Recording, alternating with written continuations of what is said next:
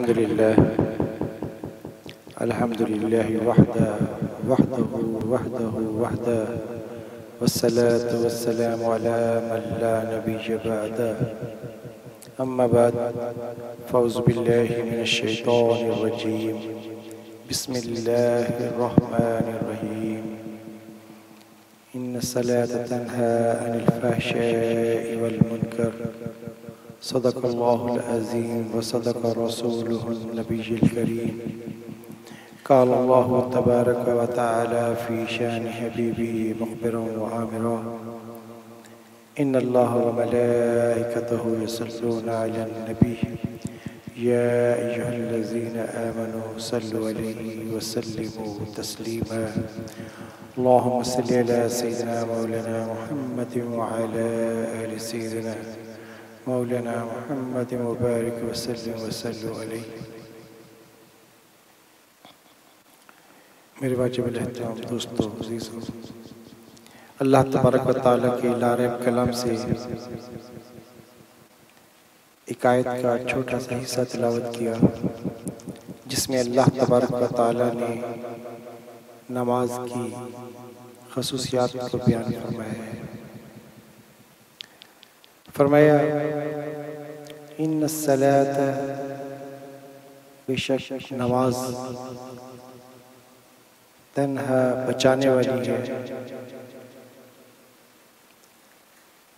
इन्नस्सलात तन्हा अनिल फ़हशाइ वल मुनकर, बेहयाई और बुराई के कामों से। आज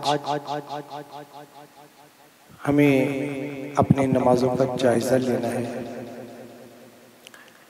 कि हमारी नमाज क्या हमें बेहयाई और बुराई से रोकने वाली है, क्योंकि अल्लाह तबारक व तआला के लारैब कलाम में जो नमाज की फजीलत बताई गई, जो नमाज का समरा बताया गया, जो नमाज का फ़ायदा बताया गया, बड़े वाज़े अंदाज में फरमाया कि तन्हा अनिल फ़हशा, ये रोक देता है बेहयाई के काम को, वल मुनकर, और बुराई के काम को। आज अगर हमारी नमाज हमें बेहयाई और बुराई से रोकने वाली है तो यकीनन वो नमाज है। और अगर ये नमाज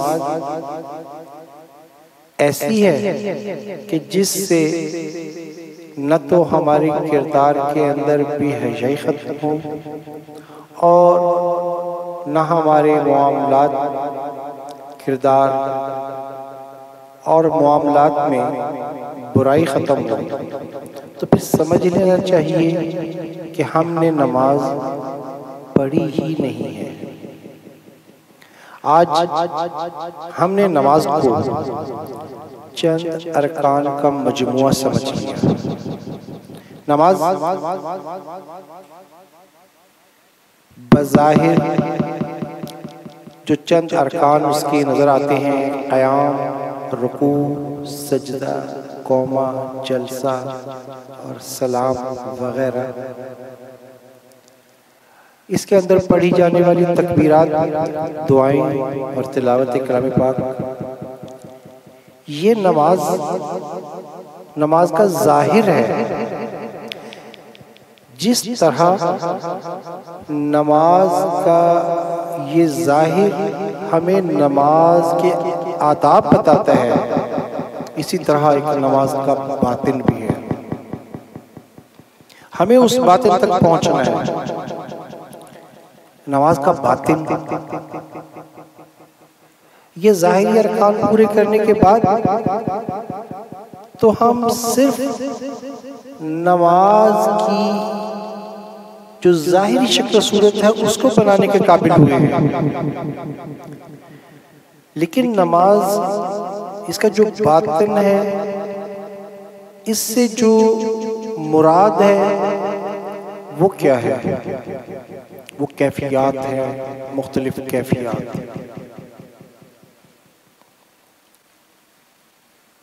एक कैफियत है खुशू, एक कैफियत है हुजू, एक कैफियत है हजूर कल्ब। अब हम ये समझते हैं कि हमने अच्छा गुस्ल किया, अच्छा वजू किया, अच्छा लिबास पहना और पायतमान किया जमात का और नमाज जाकर जमात से पढ़ ली, उसके बाद हम समझते हैं कि हमने नमाज का हक अदा कर दिया।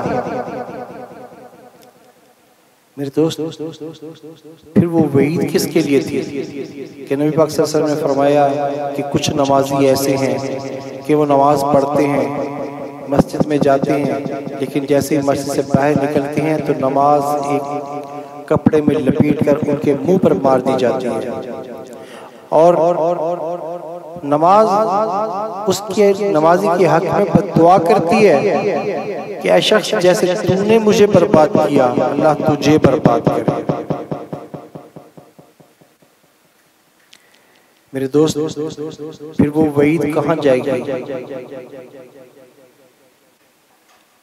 हमें देखना है कि हमने नमाज को उसके ज़ाहिरी अरकान के साथ साथ उसके बातिनी अरकान के साथ पढ़ा है। अब यहाँ पर समझने वाली बात है कि खुशू से क्या मुराद है। खुशू से मुराद है कि आप जो कुछ अमल कर रहे हैं उसमें आपकी चाहत शामिल हो, उसके अंदर आपकी खुशी शामिल हो, उसके अंदर आपका इरादा शामिल हो, उसके अंदर आपकी लगन शामिल हो। इस बात को समझाने के लिए अक्सर मैं कहा करता हूँ कि जैसे मैंने ग्राउंड में जाना है क्रिकेट के मैच के लिए, तो मुझे एक खुशी होती है कि मैं खेल के मैदान में जा रहा हूँ, मैं उसका एहतमाम करता हूँ और वहां पर जाकर किसी किस्म का बोझ महसूस नहीं करता। वहां पर जाकर मैं अपने ऊपर पाबंदी महसूस नहीं करता। वहां जाकर मैं अपने आप को कैद महसूस नहीं करता। वहां पर मेरी खुशी का इजहार होता है, एक लगन होती है, एक चाहत होती है। वो चाहत, वो लगन, वो कैफियत है। वही कैफियत हमें नमाज में दरकार है। यहाँ पर क्या चाहत, क्या लगन है? यहाँ पर मामला बंदे का रब के साथ है। क्या आजकल जैसे कि बड़ी सियासी गर्मा गर्मी है, तो हम सियासत के हवाले से अगर बात करें तो अगर किसी शख्स को कहा जाए कि आपके इलाके के एमएनए एमपीए ने बुलाया है, तो किस कदर खुशी से उसके पास जाना कबूल करता है। अगर कहा जाए कि आपको आपके वजीर ने बुलाया है, तो किस कदर खुशी से वो जाएगा। उसके जाने की कैफियत का अंदाज क्या होगा। वो अपने आप को कैद नहीं समझेगा, वो समझेगा कि आज मुझे इतने बड़े ओहदेदार ने अपने पास बुलाया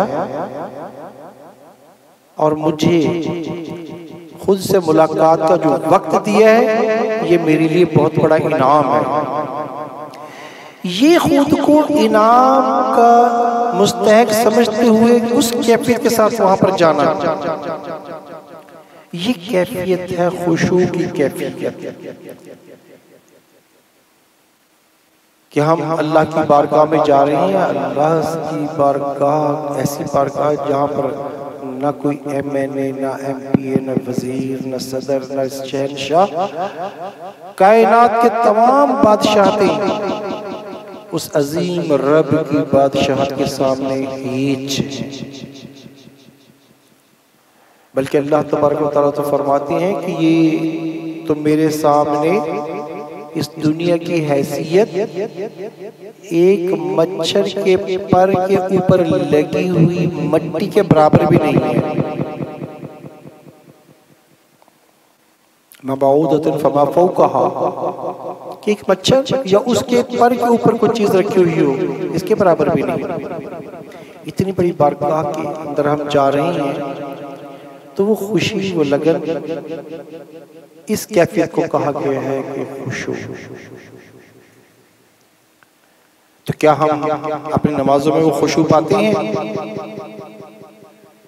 एक और कैफियत है खुजू। खुजू का माना है खौफ। अब यहाँ पर खौफ, यहाँ पर ये मानी कर दिया गया कि खौफ का माना ये वो खौफ नहीं कि जो किसी खौफनाक चीज को देखकर इंसान के अंदर पैदा होता है। ये एक ऐसा खौफ है, इसकी मिसाल ऐसे है कि अगर हम किसी इंटरव्यू के लिए जाएं तो अपने आप को तैयार करते हैं, फिर डर होता है तो मालूम नहीं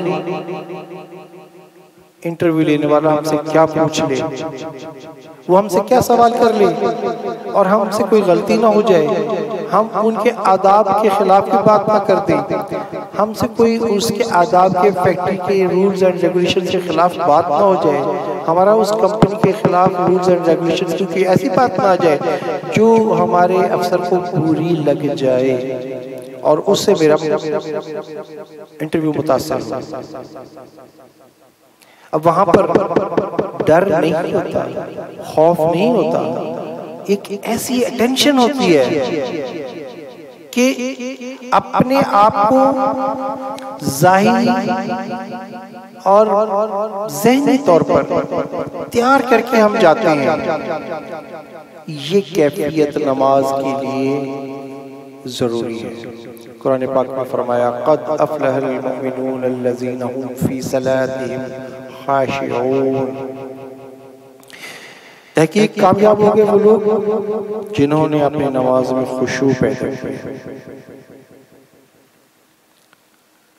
अब वो कैफियत पैदा करना, नमाज के अंदर वो कैफियत लेकर आना, नमाज के लिए जाएं तो हम इस तरह तैयार होकर जाएं तो नमाज। अब ये तो नमाज की वो दो कैफियत हो गई। अब एक और नमाज की कैफियत जिसे हुजूर कल्ब कहा गया। हुजूर कल्ब क्या है? मेरे प्यारे आका सल्लल्लाहु अलैहि वसल्लम फरमाते हैं ला सलाता इल्ला बिहुजूरिल कल्ब,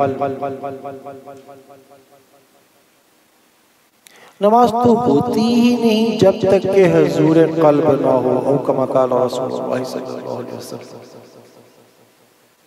अब ये बात मेरी आपकी नहीं, हमें हमारे रब से मिलाने वाले हदी बरहक का फरमान है कि ला सलाता इल्ला बिहुजूरिल कल्ब। ये हुजूर कल्ब क्या है, इसको समझना होगा, इसकी कैफियत को समझना होगा। अगर हुजूर कल्ब समझ आए फिर उस कैफियत को हासिल कर ले तो नमाज है, वरना मेरे आका के फरमान के मुताबिक तुम्हारी तो नमाज ही नहीं हुई। वो हुजूर कल्ब क्या है? हदीस जिब्रील में इसकी वजाहत मिलती है। हदीस जिब्रील मिशकात शरीफ की पहली हदीस है, बहुत तवील हदीस है, जिसमें हज़रत सैयदना जिब्रील अलैहिस्सलाम आके नामदार सल्लल्लाहु अलैहि वसल्लम की बारगाह आलिया में तशरीफ लाते हैं और एक खास अंदाज में नबी करीम सल्लल्लाहु अलैहि वसल्लम के पास आकर बैठ जाते हैं और फिर मुख्तलिफ सवालात पूछते हैं।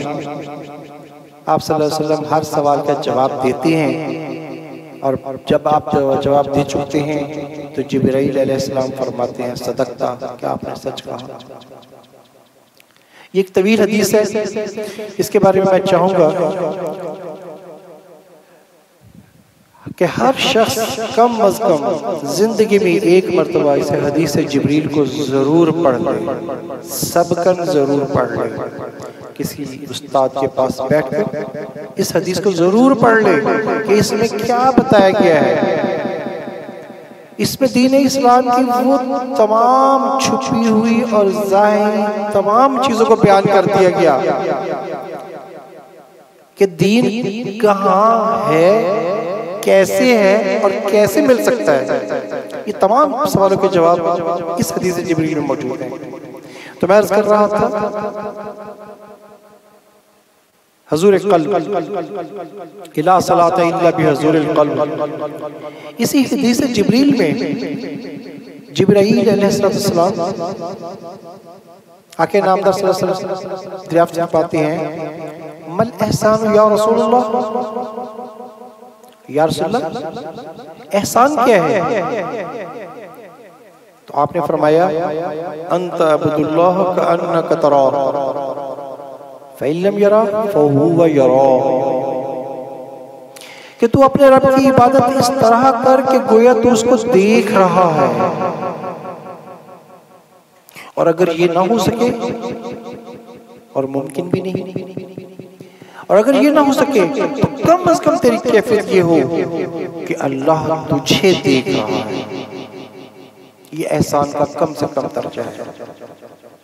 इसी की तरफ इशारा किया गया कि वो कैफियत नमाज के अंदर लेकर आना कि मैं अल्लाह को देख रहा हूँ, और अगर ये कैफियत हासिल नहीं हुई तो फिर ये मकाम यकीनी चाहिए, कम अज कम ये चाहिए कि अल्लाह मुझे देख रहा है। मैं आमाल अपने करूं और अल्लाह की बारगाह में इस तरह पेश करूं कि अल्लाह मेरे हर हर अमल को, हर हर रुकन को, हर हर अदा को देख रहा है। तो वो हुजूर क़ल्ब की कैफियत होगी। यहाँ पर ज़हन में आता है कि क्या कोई ऐसा शख्स है जो अल्लाह को नमाज में देख भी ले? तो मैं अपनी मोहब्बतों को मौलाए कायनात की बारगाह में पेश करते हुए ये बात बयान करना चाहूँगा कि किसी ने पूछा कि ए अली रज़ियल्लाहु ताला अन्हु, क्या कभी आपने अल्लाह को देखा? तो आप मुस्कुराए और फरमाने लगे, कसम है उस जात की जिसके कब्जे में मेरी जान है, मैं तो सजदे से सर उस वक्त तक उठाता ही नहीं जब तक कि मैं अपने रब को देख न लूं।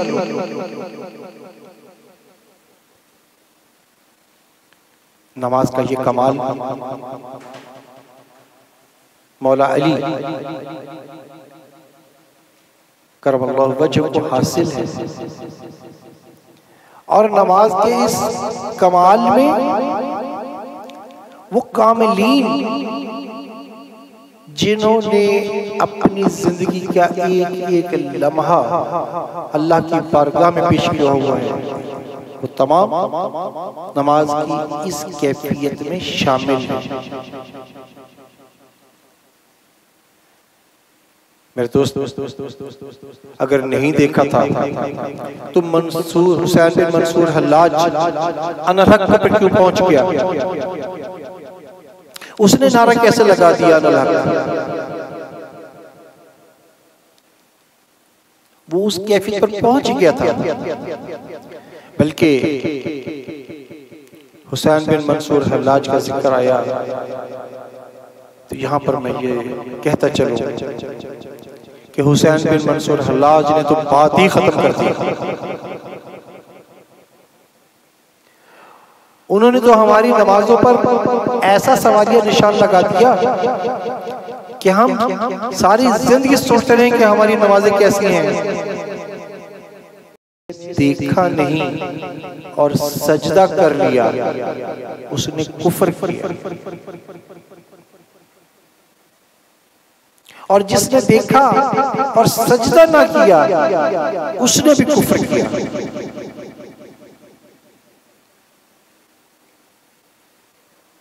समझ ली कि वो मकाम क्या था, कि वो तो इस मकाम पर पहुंच गए कि जब तक मैं अपने मालिक को देख नहीं लेता मैं सजदा नहीं करता, जब तक मैं अपने अल्लाह को देख नहीं लेता मैं सजदा नहीं करता।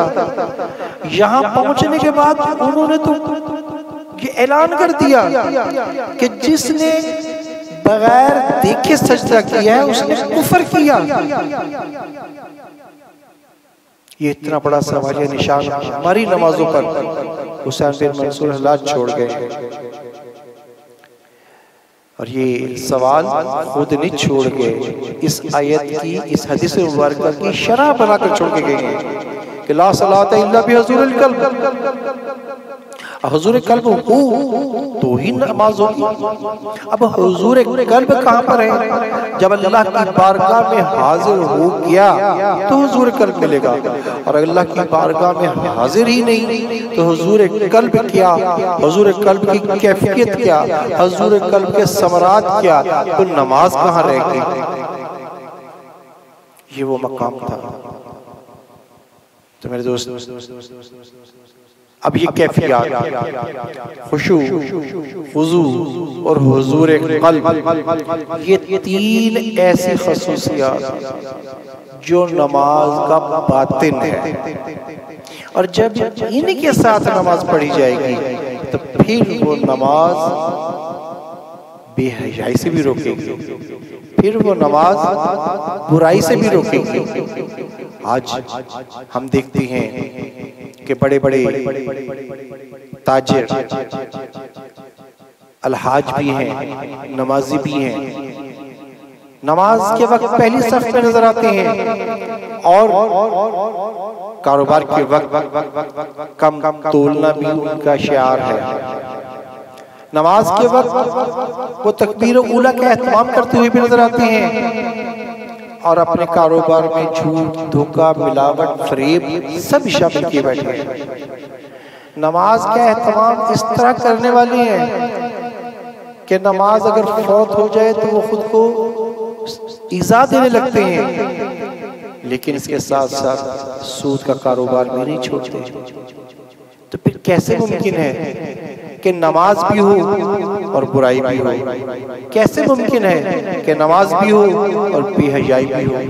ये तो कुरान का फैसला है, इन्नस्सलात तन्हा, बेशक नमाज रोक देती है। अगर नमाज ने रोक दिया है बेहयाई से और बुराई से, तो फिर हमें नमाज की उन कैफियत के बारे में सोचना होगा कि वो कौन सी नमाज है, वो कैसी नमाज है। वो ये जाहिर के अरकान नहीं, वो इसके बातिन के अरकान है।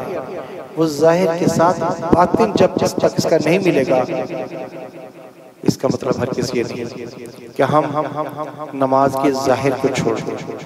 हाँ, इसका मतलब हरगिज़ ये जरूर है कि जिस तरह किसी भी इल्म की इंतहा PhD हासिल करने के लिए प्राइमरी, मैट्रिक और इंटर जरूरी होता है, इसी तरह इसके मसाइल, नमाज के आदाब, नमाज की फराइज, नमाज के मसाइल को जानना जरूरी है। इसके बाद उसकी हकीकत तक पहुंचना ये भी वाजिब है। अल्लाह तबारक व तआला से दुआ है कि हमें नमाज अपने उस अंदाज में पढ़ने की तौफीक अता फरमाए जैसे अल्लाह के इनाम याफ्ता लोगों ने पढ़ी, जैसे अल्लाह तबारक व तआला के महबूबीन ने पढ़ी, जैसे अल्लाह तबारक व तआला के प्यारे औलिया किराम ने, असहाबा किराम ने, अंबिया किराम ने नमाजें पढ़ी, और हमें भी नमाज की वो लज्जत मिल जाए कि हम नमाज की तमन्ना करें, मुलाकात का शौक लेकर नमाज की तमन्ना करें, मुलाकात का इरादा लेकर नमाज की तमन्ना करें हुजूर कल्ब के साथ। अल्लाह तबारक व तआला हमें हकीकी मानों में नमाज पढ़ने की तौफीक अता फरमाए। वमा अलैना इल्लल बलागुल मुबीन।